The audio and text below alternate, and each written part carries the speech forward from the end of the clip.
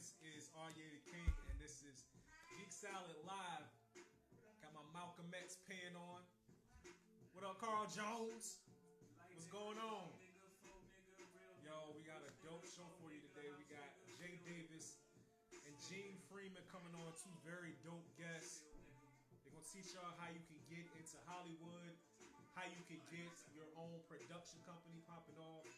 I know they got stories, man. Hey, what's going on? What up, G? About to get my partner in crime, G, on real quick. Want y'all to talk back to me tonight. How y'all feeling out there? It's Friday, nigga. Y'all made it to the weekend. Y'all should be happy about that. Go play the corners where the butlers be. I'm gonna play the corners where the hustlers be. I told them, please don't die over the neighborhood. Yo, bro. There we go. Okay. Yo, what's going up, on, fam? So what's up, man? Yeah. Another Friday, another episode of Geek Salad Live, man. I'm feeling good, G. G, I had a smoothie this morning. It had beets, oranges, apples, carrot, and fresh collard greens, bro. Fresh collard greens. So needless to say, I've been in the bathroom all day. However, Okay. I feel good, bro. Like I got this natural energy, bro. Okay. Normally around this time of day, like if I don't drink coffee or something, I'm kind of like, Yeah. you know what I'm saying? You know how you need that old man nap before you go out? I feel Damn good right. right now, dude. I feel like I'm 22 years old or something. It's crazy. Okay. The only thing that you're missing was some Dr. CB sea moss. Got it. And you probably would have cured diabetes, man. You know what I'm saying?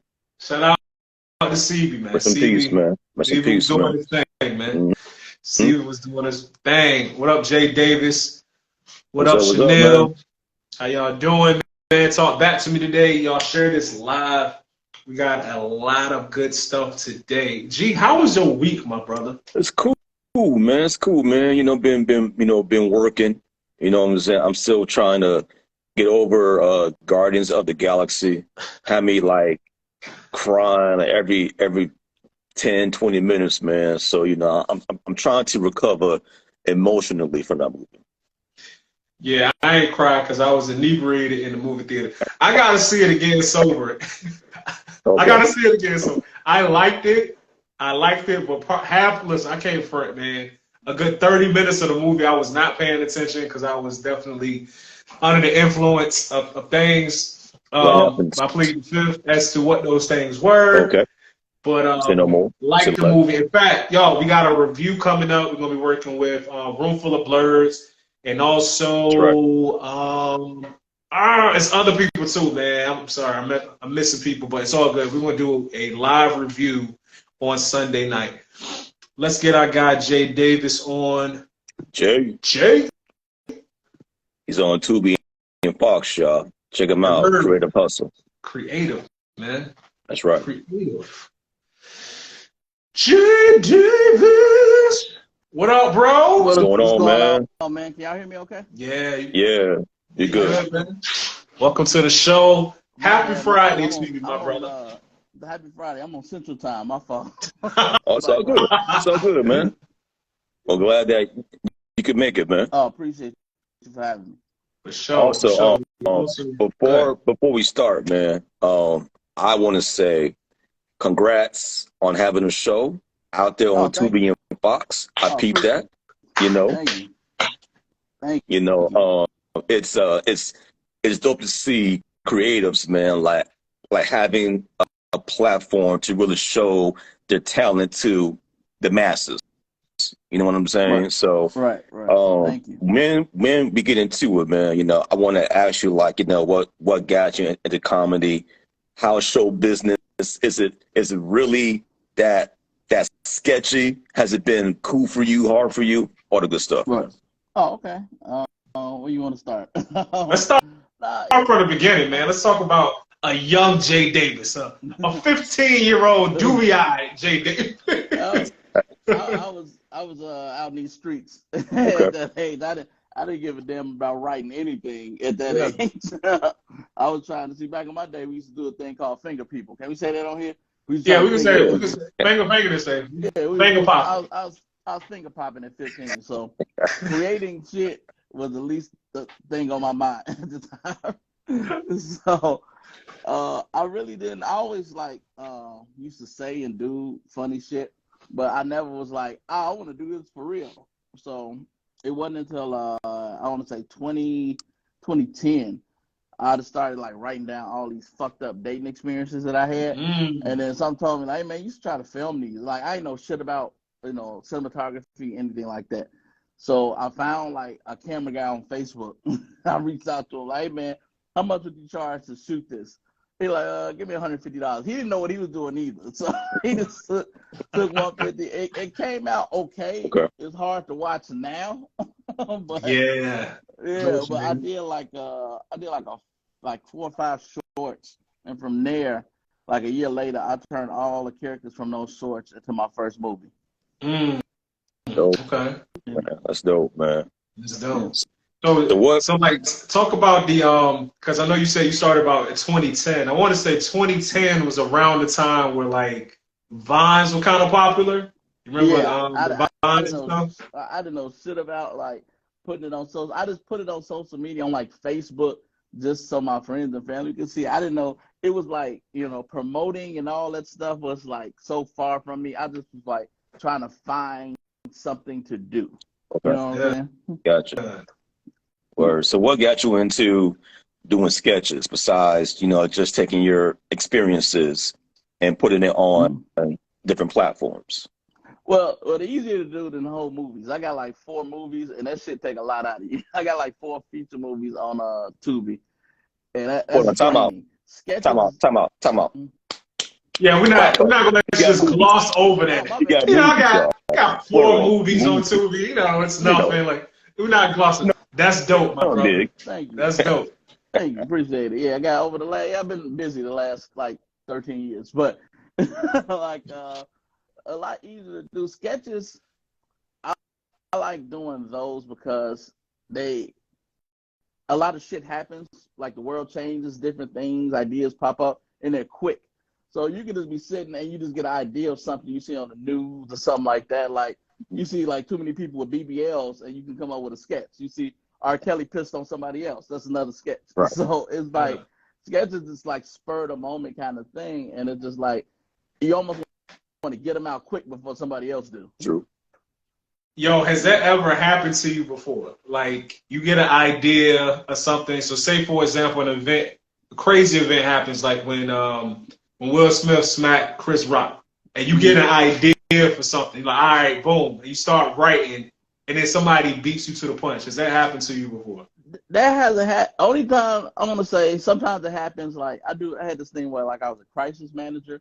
So like say for like you remember Juicy Smollett? Yeah. Like just like Juicy.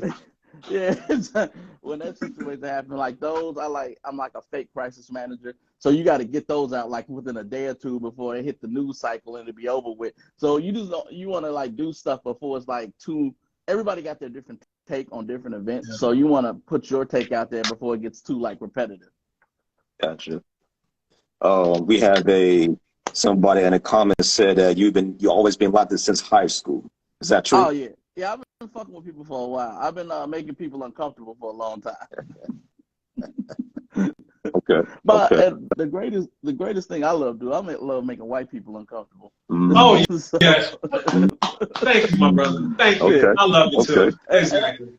I have a lot of white friends, but I just love making them uncomfortable. I don't know why. Give us an example. Good. Huh?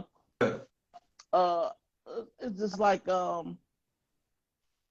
white people a lot of times they don't realize some of the shit they say is offensive. Like when they say shit like he speaks well. Like, you don't say that shit to nobody else. Definition.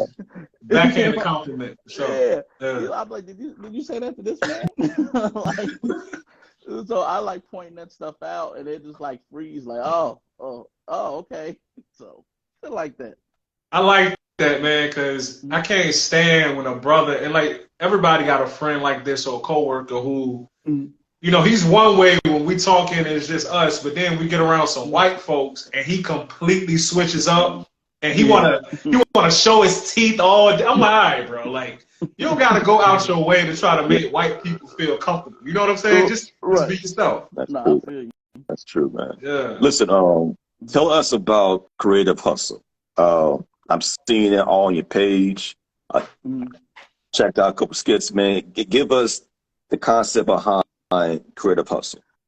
So this was like derived during the pandemic. So I was sitting at home, like trying not to get coughed on, and Everybody was like I like that.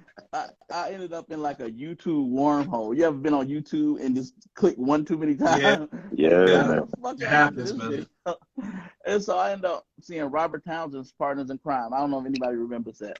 Oh, but, classic. Right. Classic. Yes, I was sir. watching that shit. I'm like, I remember this. I'm like, I know a lot of talented people. I'm like, I think I can pull my version of this off. And so I hit up my guy Omar, who's the director of Creative Hustle. I'm like, man, I think we could do this. And he's like, all right, cool, let's go for it.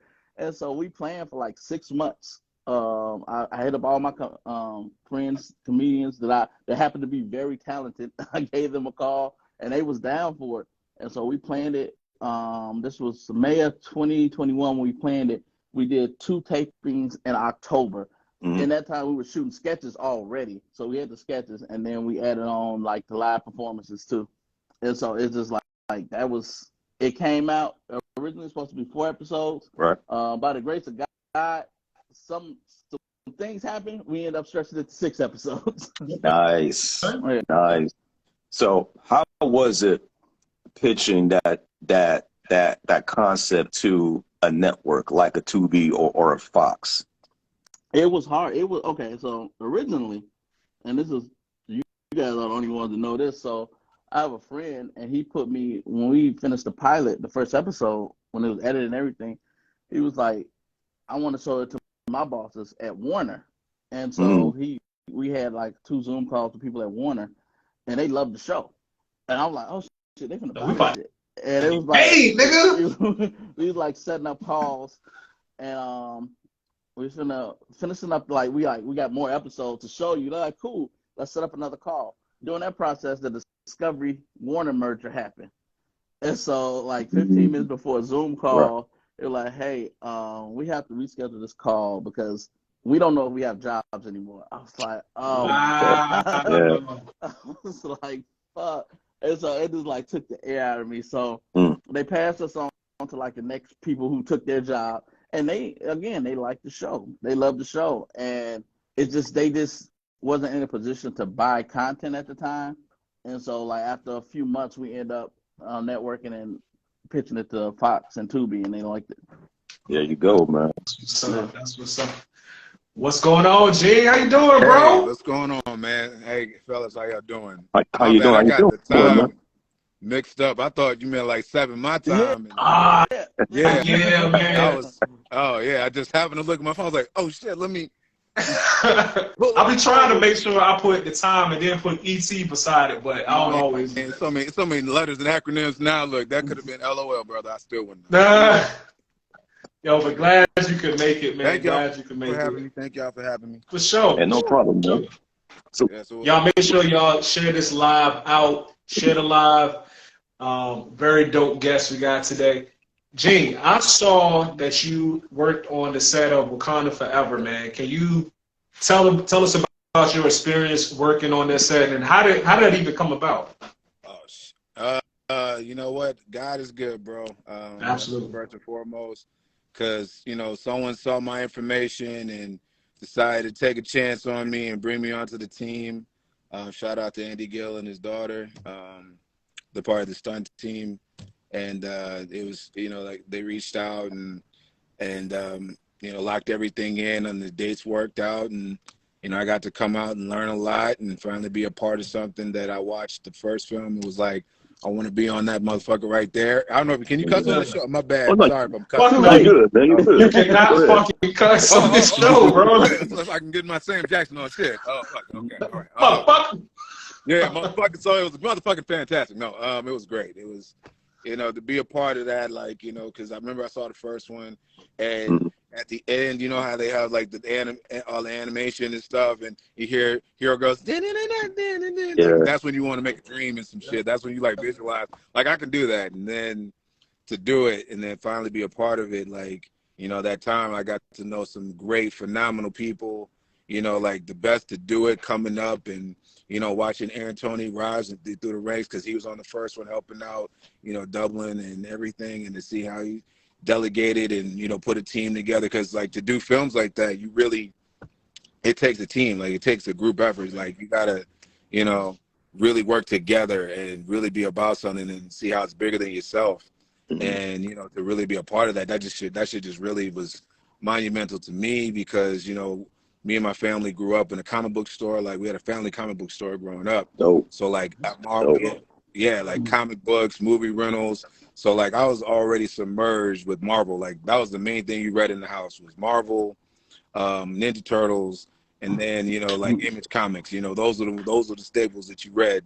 So it was like to finally see those things come to life. My mother never got to see that. She passed away. So like she passed the torch on to me. So me and my brothers. Okay. So to be a part of that, to finally be on a Marvel set, and to soak up that excellence, and like, I mean, the wardrobe was amazing. Like you felt like a Jabari warrior. You felt like, any clan that you were a part of, because that you felt the essence of those characters. You felt that, they had music sometimes playing. Some dudes would be on the drum, and, getting you in that zone. And like, even how people were dancing, like, like the dance routines, like a lot of those performers were, just also stunt performers as well. And like they had dancing backgrounds and, rose to the challenge and the occasion of, demonstrating beauty and art in every form, so it's like just like a cultural shock, and, finally be a part of a spirit of excellence, because my parents always talked about, your representation of your race.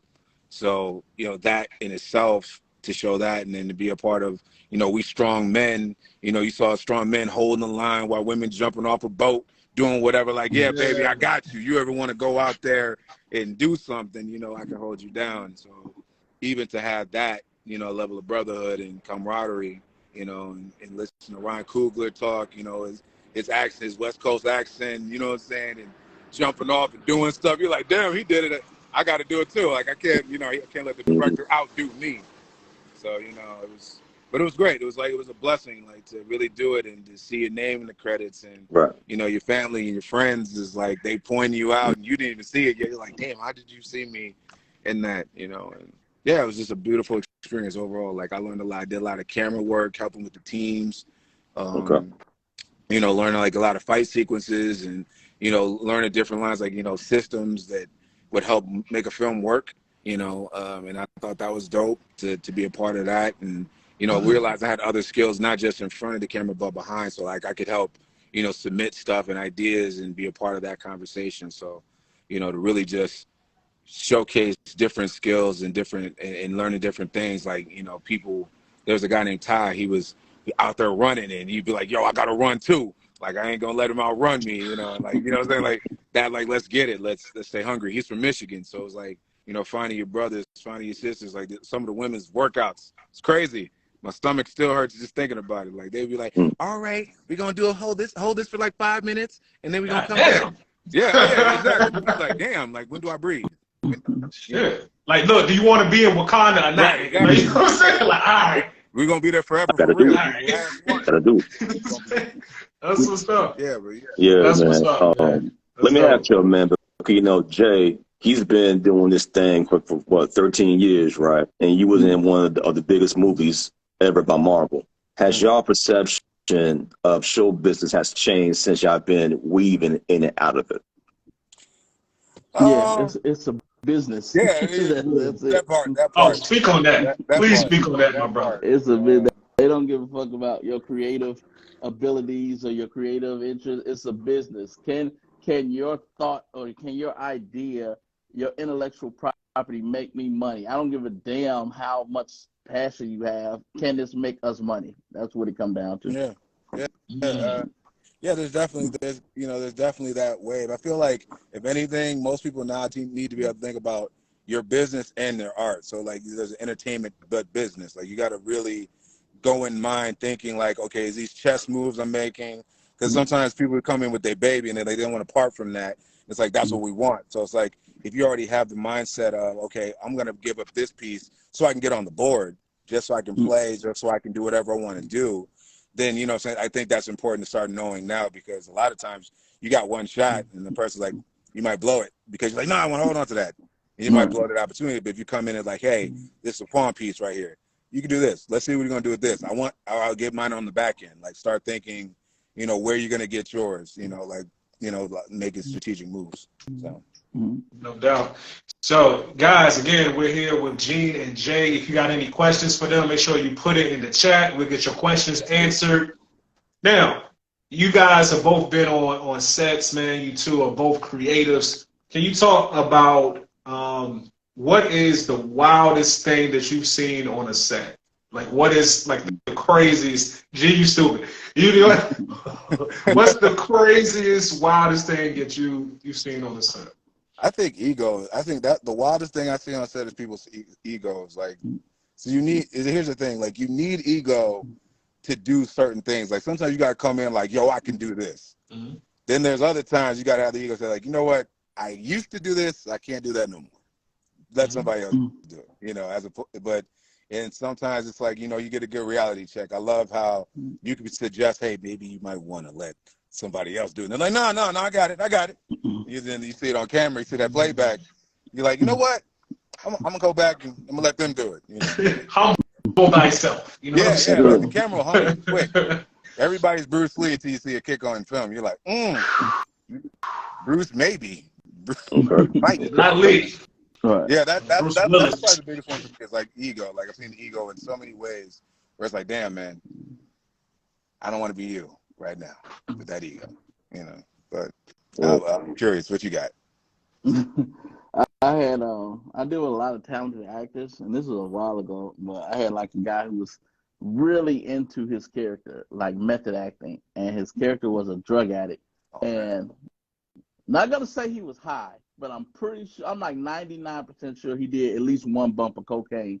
Like, Booger Sugar! Not one. Booger Sugar.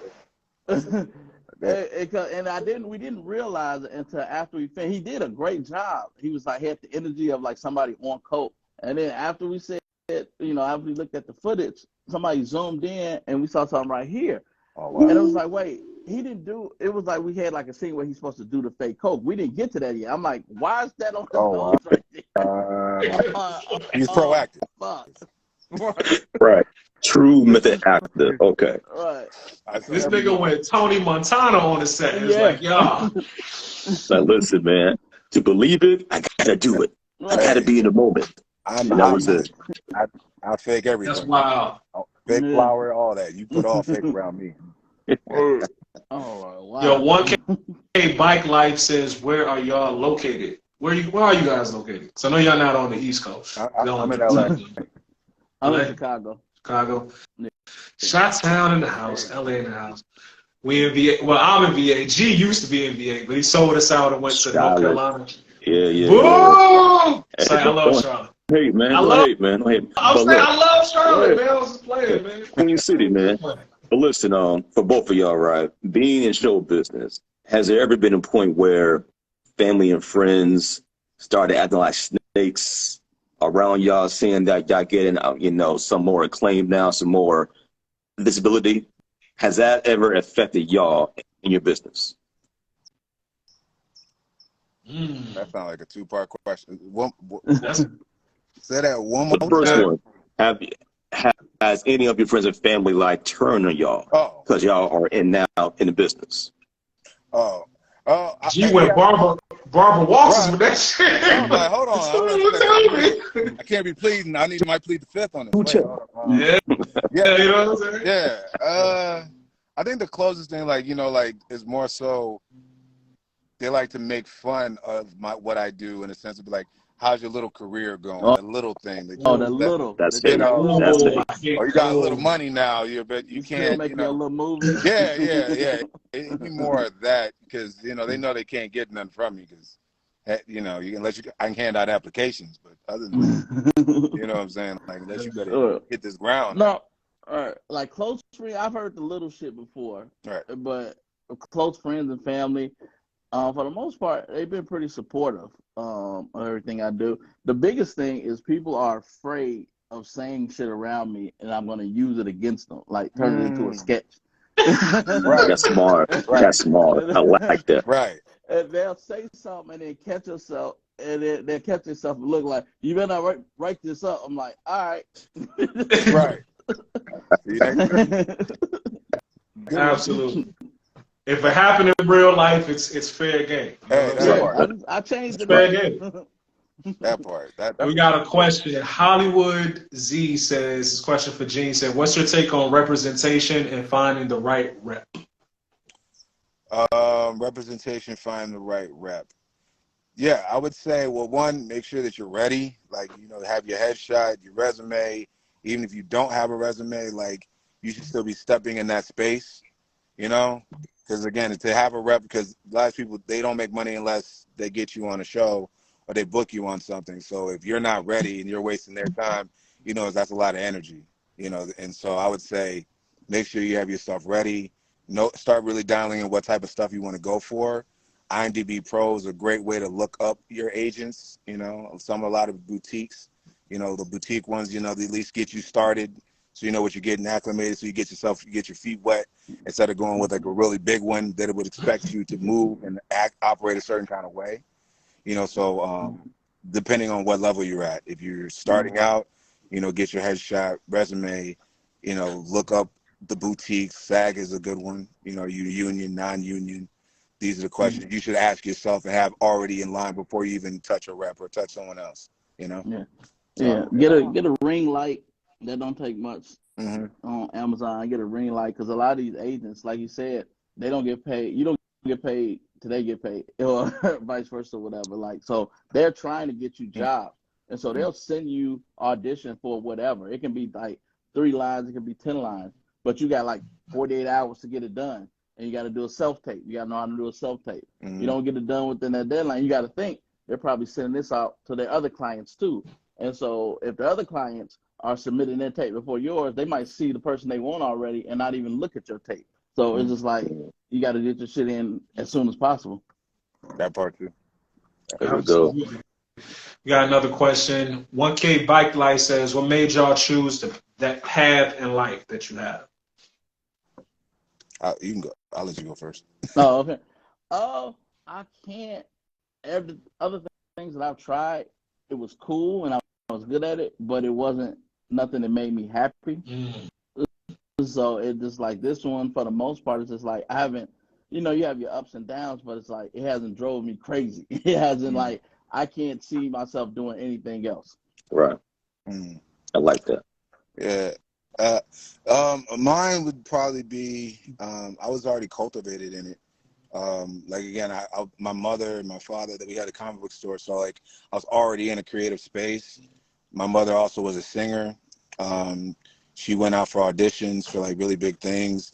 She was an artist. My father was an entrepreneur, so like I was already in that space. And so it was like when I was living life kind of just showed me, okay, like your gift will make room for you here. Like you sing, okay, well, guess what happens when you're singing and you're just doing it. So it's like filming, everything kind of all like came from one space of like, this is what you're supposed to do. Like it just felt effortless. I didn't have to really think about it.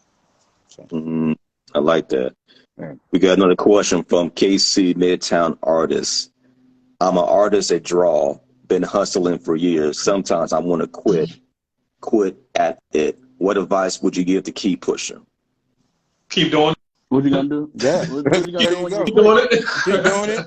Keep doing it. Especially now, like you can literally create your own lane. Like you can make a book right now. You don't have to wait. You can put it on Tubi. You can put it on what's that? The Webtoon. There's so many places, or you don't have to wait. You can put it on your Instagram, each page. Like I've seen so many artists, show different ways to show their art. So yeah.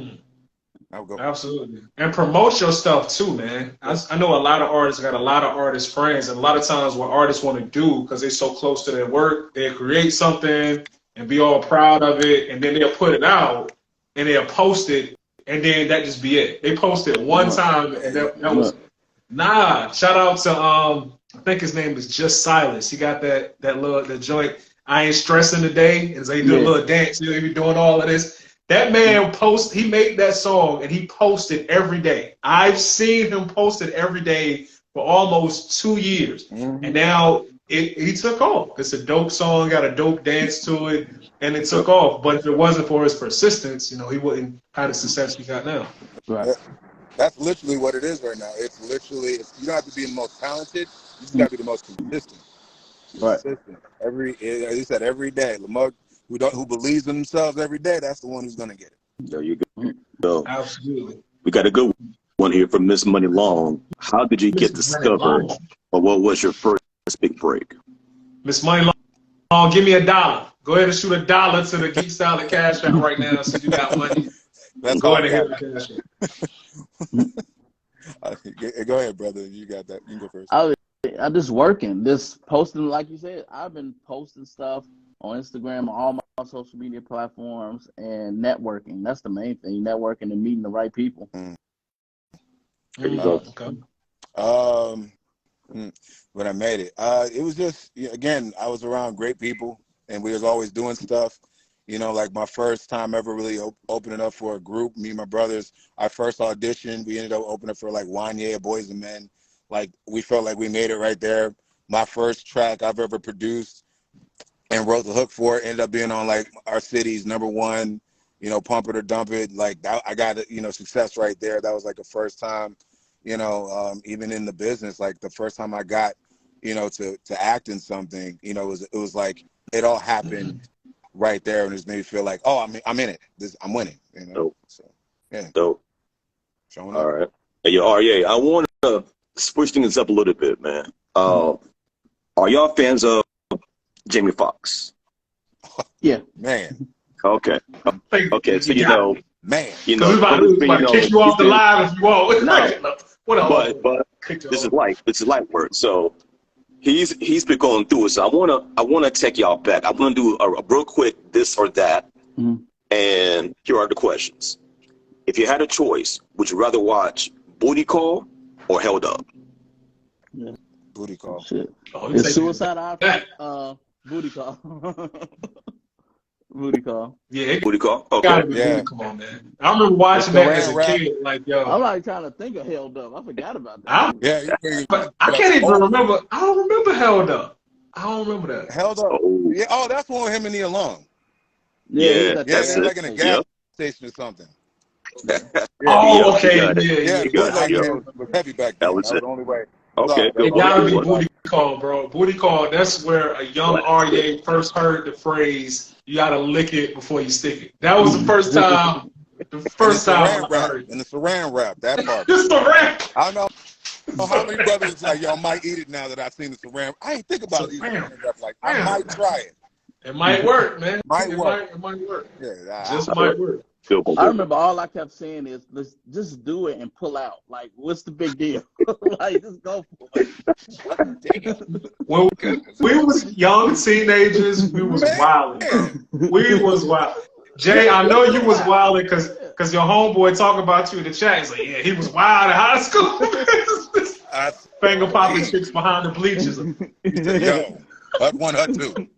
What we doing? I need a franchise. Good what we one. doing? All right. I got another one. Would you rather watch forever Ray or Django? Ray. Oh, that was quick. That was quick. Oh, man. They're going to take my black card, but I ain't seen Django, man.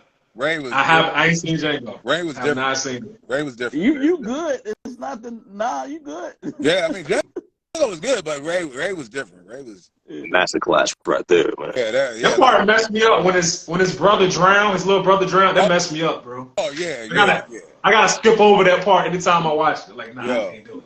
Yo, one little tear is alright. Man. Remember the part where Ray was like doing cocaine? Nah, they was doing cocaine, and Ray came in the room. Was like, "What y'all do?" It's like, Ray, nah, this is doing heroin. It's like, Ray, get out of here. You don't want none of this. Right. It's not the life you want. Right. Classic, man. You don't see what I see. You don't know. Yo, I got wrist game. All I can do is hold the wrist. Look, Right. Yeah. What's this here? tap in. Let me get in. Yeah. So Ray was a pimp, man. So let me feel your face. That wrist Let me game? just feel your face. Dude, he hit the road, Jack. He's like, yeah, okay. He feel your wrist and boy. then smell something, and that's all he had. The wrist and the smell. And man, That's he's good. immaculate. He smelled talent too. He could hear some talent, couldn't he? Yeah. He could hear some talent, boy. That's it, man. He had pimp That's ears. it. Yeah. He knew it. He was like I got Daredevil, but for like find the vagina. You know what I'm saying? Like he got the sense, the spidey sense going on. Man, it was tingling in both ways. He's like, that was it. All right, last one for you. you. Blind in the dark, girl. You ever walk the blind in the dark? That's it. Last one Hit for the you. light. You want to see what I see? Oh, Like, this ain't just a piano, girl. This ain't just a piano. gang. Yeah. All right, last one, y'all. Would you rather listen to forever, blame it, or unpredictable? Unpredictable. Oh, I'm going blame it. I'm gonna go with Blame blame. on alcohol go hard, man. Yeah. Because I sing, so like that's when he like did a whole transition for me. I was like, oh shit, he's relevant right now. Like, and then from there, like, yeah, he found it. I felt like he found his niche. It's like, okay, yeah. I'm gonna go with blame it just because T-Pain is up there, man. T-Pain for me was somebody who I like just really kind of slept on his music. Like I thought it was cool. Yeah, he was dope. But then it's like when he won't make it no more, I was like, yo, T-Pain was actually kind of dope. You know what I'm saying? He's He was actually kind of dope. And he's hilarious. Right. His podcast is so great. Oh, super underrated. Yeah. Super underrated. Man. What about you, Jay? Which one you going with? I'm gonna go with blame it. I like blame it. Yeah. It's a classic song, man. I mean, it's you know, it's anytime you at a bar, song coming on, you buying shots. Like, all right, this come on, blame on alcohol, bring it over. Yeah. Nope. They look around too. The song come on. I put my hand in my pocket. Deep. No, you can't have my acting money. You better act like you about to get it. Word. All right. REA's screen's kind of frozen right now. Well, shoot, man. Let me keep it rocking then, man. So, being in this industry, what is the one thing you wish that could be better for Black folks that want to come in? That's a good question. More direct connection to like the gatekeepers or whatever. Like it is seemed like we have to work harder to get a certain position than others do. That's a good one. I like that. I would say it's starting to happen, but being more comfortable with the stories, like letting us be outside the scope of just, certain things. Like now we should really be able to play, and not just like, and across the board with skin tone, not just only the certain color you see playing these characters, but you can literally see it across the board. That would be nice. See some more Viola Davis, see some more women of that color and men in that color. A lot of times you get one, and then you be like, the color scheme's back up. But yeah, it's like the corporate people, like, all right, want to have some blacks, but not that black. Right. You know what I'm saying? Just like, you got to see it in the daytime. Yeah. Like, come on. Watching TV shows, family shows, and then they just change one of the daughters out the blue. You're like, well, she's too dark. I guess. Right. I'm like, they did do that. Right. They did it. Like I know my wife and kids, they did it, and it's another show they did. I'm like, damn. Right. Fresh Prince. Sorry. Viv. Oh yeah. Yeah. Just like that part. It's wild. It's wild out here. Yo, shout out to Jamie Foxx. I actually just heard, apparently, I don't know how true it is, but apparently he's actually out of the hospital. Yeah, his daughter said, he's been chilling. Yeah, I read that.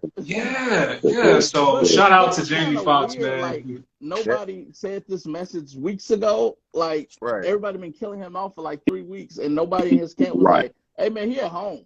Yeah. That nigga playing Madden and shit. You know what I'm saying? Like, what they been at the crib. Like, yeah, that's crazy. Like, actually, he was one of the people. Dead. Like, no, I'm not. Tell him I'm good. Right. it's funny because he's actually one of the people that inspired me growing up that I could be multifaceted. I could do more than one thing. Because anytime somebody would tell me like, you got to pick one, you got to pick one, you got to pick one, I'm like, but then I would see Jamie Foxx, like he did like 7. Right. You know, so like that helped me out a lot in this business because I was like, I can pick up a camera, I can act in front, I can do stuff behind, I can make music. Like, you know, I'm not one dimensional like that. Exactly.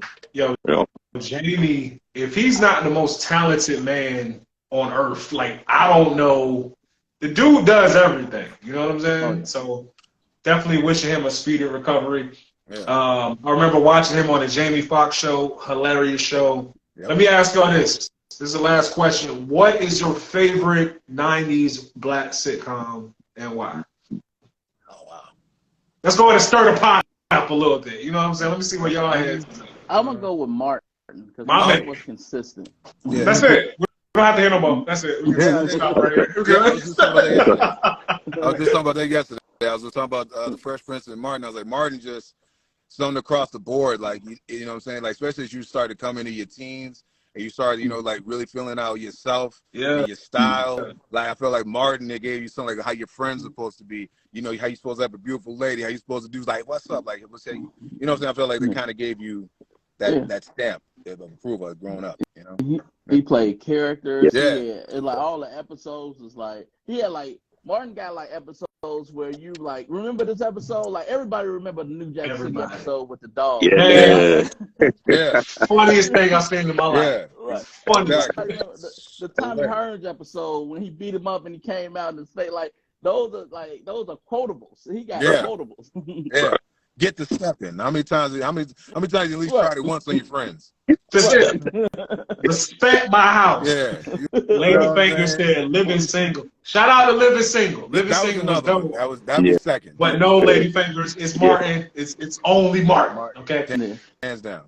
Yo, Martin owns that. Side note, the Friends completely just ripped off Living Single, man. Oh, they just completely ripped that show off. And New Kids on the Block. It's like that's what they did. They did. Exactly. That's a perfect analogy. It's ridiculous, man.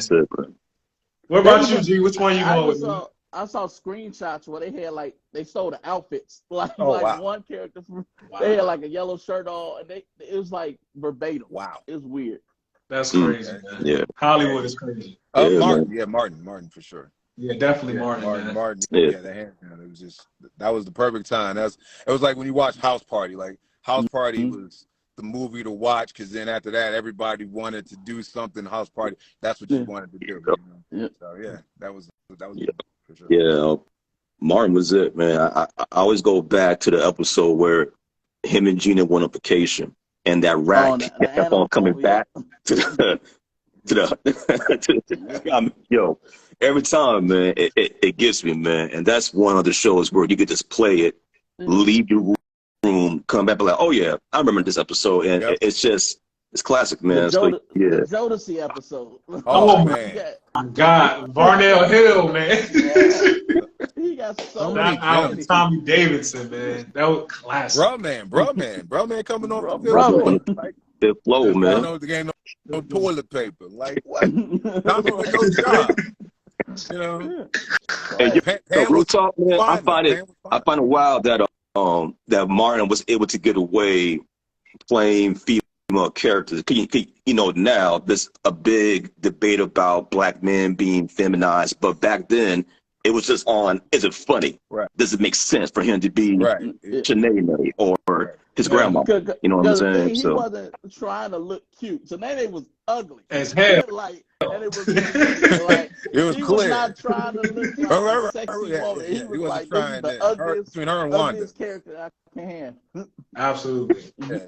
I don't know. Wanda was the only uglier one. Wanda was definitely. She was ugly too, right? Yeah, they both was another one. I got you. Yeah, that was one. No, that was like, you know. Oh my God. Yeah, no. What you trying? Like, oh, man, yeah, that's a totally different vibe. Like, go ahead, okay, all right then. Yeah. Yo, let me ask you all this because we were talking about this on the podcast a couple weeks ago. It's it's starting to become a rarity to see black masculine representation on TV. Do you think a show like Martin with a strong masculine lead would get the green light today? Some parts yes, some parts no. There'll be changes. Yeah. There The be changes. content wise, stuff on Martin that they couldn't say, like, if you go, let's take Kings of Comedy for example. 90% of Bernie Mac's set on doing Kings of Comedy could not be said. No. Absolutely. Like, if you take Eddie Murphy Raw, his whole special is gone. Right. Out of here. That's just Thanos. It never happened. Never happened. So it's a certain thing like they can't get away with now. So Yeah. I kind of miss that though. You know, that I don't give a fuck comedy. I miss that so much. You know what I'm saying? It's how it is, man. It'll seem like every time somebody says something, it's like a new group will try to protest. Like every time Martin would say, "A time you ain't got no job," a group would be like, "Martin is unemployment shaming," or something like that. You know, his whole show would trigger everybody. He'd be pointing signs across the board to be warning for this, warning for that, warning for this, warning for that. Right. Like, you just got to hold a Chris. Job shaming me. You know what I'm saying? Yeah. Job shaming. That's She why. called Cole, like, "Cole, you stupid." He's intelligence shaming. Right. Like, Yeah. Yeah, bro. Cole couldn't It'll be have different, man. girlfriend. She'd be, you know, it would never work. Yeah. Shoot. Mm. Like, why are you pressuring Gina to kiss him? Like, yeah, it would never work. It would never work. Right. Why do you got to grab? Martin treats Gina like an object. He tries to sleep with her at the end of every episode. That is not The feminist. contract, damn it, that's in the writing. That's good writing. Because everyone wanted to be with Gina. Who didn't want to be with Gina at the end of every episode? Gina Waters, man. She had an Halloween. apple head, but she was fine though. Hey, and that's what I loved about this show too. Everyone had a different thing about them, and they embraced it. Like she had a big head, he had big ears, he had no job, she wasn't smart, you know, and she just, you know, she was just, you know, everyone had something that we still played with it, you know. Yeah. You can't do that. No. You can't. You really can't. That's a shame, man. Thank God we still got HBO Plus and BET. You can watch it up there. I think it was I can't see them doing it now. I think it was like Halloween, one of the Halloween Kills movies that just came out. And there was a big deal about, they said Michael Myers killed like a gay couple. I'm like, that motherfucker killed everybody. Look, They were trying to say something because he killed the gay couple? Killed a gay couple. You can He Google kills it. everybody. Are you serious? Like, that's ridiculous. Hey, Yeah. Michael Myers don't know no difference. He just, Right. You can play that knife to everybody. Gay, right, you straight, walking, don't matter. he doing one of these. Right. That's called equality. That's what that is. Hey. That's Equality. it. There you go. That is equality. But look, we want to thank y'all for being on the show, man. This is a very dope episode. Let the people know where they can find you. It depends if you owe me money. You can find me at Gene_Freeman. And that Cash App is the same. All of it's connected. Time, okay? I'm still in that. For sure. Yep. Gene_Freeman. That gets you everywhere. No excuses. Right. Boom. There we go. J Davis, JAY Davis, TP on everything, all social media. Oh, J PP on everything. You want to say that in a different way? All right. You got an R. Kelly remix? J Kelly over J Kelly. You know what I'm saying? PP on everything. Listen, you know. I can't sleep. No, blame it on alcohol. Look, I'm about to go drink right now. I'm literally about to go get drinks and have some tacos. I ain't getting hot tacos on Cinco de Mayo.